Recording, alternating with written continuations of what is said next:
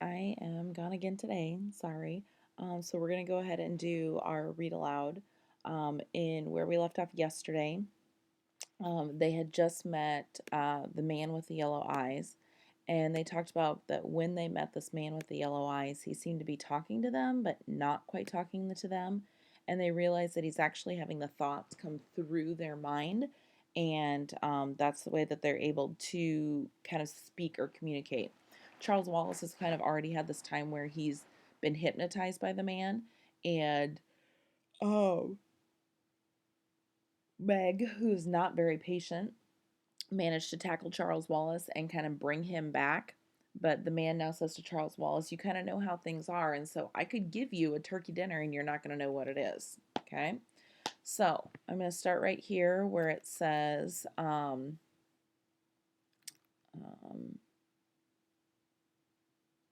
they say that he said that Charles Wallace actually has the neurons, like he's one that he could actually like communicate with better than Meg and Calvin.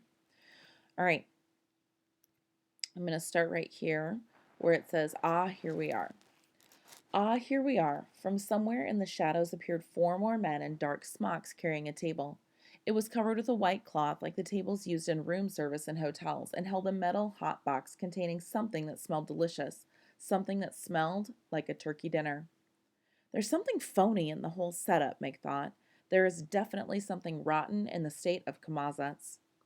Again, the thought seemed to break into laughter. Of course, it doesn't really smell, but isn't it as good as though it really did? "I don't smell anything," Charles Wallace said. "I know, young man, and think how much you're missing. This will all taste to you as though you were eating sand. But I suggest that you force it down. I would rather not have your decisions come from the weakness of an empty stomach." The table was set up in front of them, and the dark smocked men heaped their plates with turkey and dressing and mashed potatoes and gravy and little green peas with big yellow blobs of butter melting in them, and cranberries and sweet potatoes topped with gooey browned marshmallows and olives and celery and rosebud radishes and Meg felt her stomach rumbling loudly. The saliva came to her mouth. "Oh, gee, Calvin mumbled. Chairs appeared, and the four men who had provided the feast slid back into the shadows. Charles Wallace freed his hands from Meg and Calvin and plunked himself down on one of the chairs. "Come on," he said. "If it's poisoned, it's poison, but I don't think it is." Calvin sat down. Meg continued to stand indecisively. Calvin took a bite. He chewed. He swallowed. He looked at Meg. "If this isn't real, it's the best imitation you'll ever get." Now I'm going to stop here really quickly because, as the man with the red eyes told us before, this stuff, it isn't real. He used the word synthetic. Okay, that means it's like a substitute. So this isn't really turkey and dressing and butter and buttered peas and mashed potatoes. This is a substitute that the people are fed. But something is done, something allows them to eat this substitute and to actually taste it, and to them it tastes like whatever they want. Okay, I'm going to start right back here again with Charles Wallace. Charles Wallace took a bite, made a face, and spit out his mouthful. "It's unfair," he shouted to the man. Laughter again. "Go on, little fellow. Eat." Meg sighed and sat. "I don't think we should eat this stuff, but if you're going to, I'd better too." She took a mouthful. "It tastes all right. Try some of mine, Charles." She held out a forkful of turkey. Charles Wallace took it, made another face, but managed to swallow. "Still tastes like sand," he said. He looked at the man. "Why?" "You know perfectly well why. You've shut your mind entirely to me. The other two can't. I can get in through the chinks. Not all the way in, but enough to give them a turkey dinner. You see, I'm really just a kind, jolly old gentleman." "Ha!" Charles Wallace said. Now, this kind of goes back to Charles Wallace is able to completely cut off his mind. So the man can't, or it, or whatever this dark thing is, can't access Charles Wallace's mind to influence him at all. Meg and Calvin, they kind of let him in a little bit, and so their minds can be influenced a little bit more than Charles Wallace's can. So Charles Wallace just tastes sand while the others can actually taste a turkey dinner, because that's what the man in the yellow suit wants them to taste. All right, I'm going to start right here. The man lifted his lips into a smile, and his face was the most horrible thing Meg had ever seen.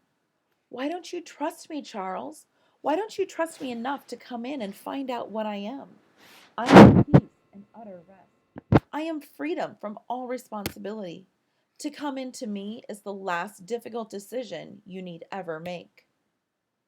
If I come in, can I get out again? Charles Wallace asked. But of course, if you want to, but I don't think that you will want to. If I come in, not to stay, you understand, just to find out about you, will you tell us where Father is? Yes, that's a promise, and I don't make promises lightly. Can I speak to Meg and Calvin alone without your listening in? No. Now, I'm going to go back. Charles Wallace says this, if I come in, can I get out again? Like he had before. Before his head kind of got cracked on the floor and he was able to get out. Now I want you to go back right here where this man says, to come into me is the last difficult decision you need ever make. Basically, he's saying, I'm going to make all the decisions for you. Now, some people might look at that as something exciting, something that they really want. But for other people, that would be something that it means they're taking away their choice and their free will. And if you take away people's free will and their choice, are they still really people? Something to decide. All right. Charles shrugged. Listen, he said to Meg and Calvin, I have to find out who he really is. You know that. I'm going to try to hold back. I'm going to try to keep part of myself out. You mustn't stop me this time, Meg. But you won't be able to, Charles. He's stronger than you are. You know that. I have to try. But Mrs. Whatsit warned you. I have to try. For Father, Meg, please, I want to know my father. For a moment his lips trembled. Then he was back in control.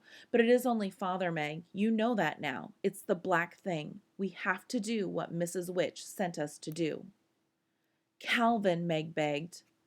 But Calvin shook his head. He's right, Meg, and we'll be with him no matter what happens. But what's going to happen? Meg cried. Charles Wallace looked up at the man. Okay, he said, let's go. I'm going to have to pause here a second because I am having some battery issues. So give me just 1 second and I'm going to have to figure this out.